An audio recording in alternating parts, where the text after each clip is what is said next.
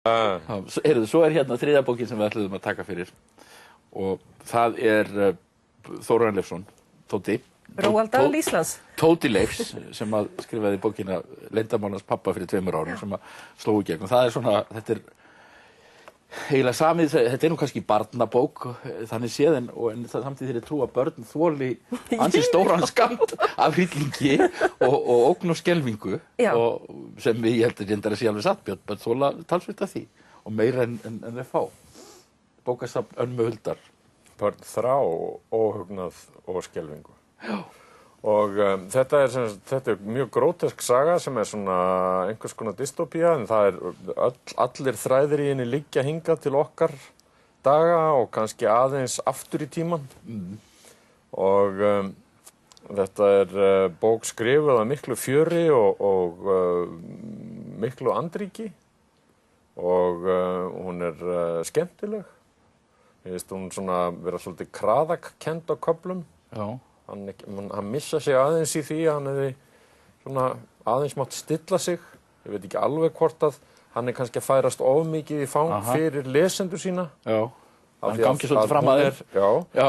og það var ég ekki endilega að tala í öfgunum heldur bara í flæðinu sjálf ákafanum, það er ákavísar það finnur það alveg hvað hann eins og Kolbrún segir ákafur höfundur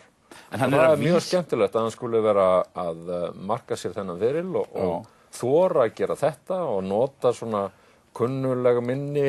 það náttúrulega kunnulega persónur alveg ótrúlega kunnulega persónur þetta skemmtilegt og spennandi Davíð Oddsson og Ólafur Ragnar þeir hafa aldrei runnið skemmtilega saman í Skrýmsli og hann hvergi banginn algjörlega þetta endar maðurinn hérna hann skrifaði teiknimyndasögur í einhver blöð hérna í gamla dag og þær voru svo grófar að honum var nú varpað á dyr held ég á endanum en það var alveg tilraunarinnar virði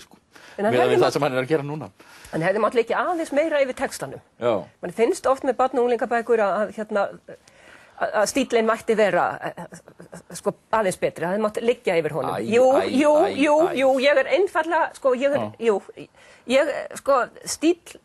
þú veist, skapar bækur og ákafinn ákaflega mikið í honum, hann óskaplega hugmyndaríkur og þetta skemmtilegt og spennandi aðeins mátt fara yfir þetta skrifað og ákaflega vönduð í íslensku máli myndirnar, það reyndar margt af þessu gamla stöffi sem talið sígilt, það ofta á helvíti hrikalega vondu máli en þó talið sígilt einhvern veginn en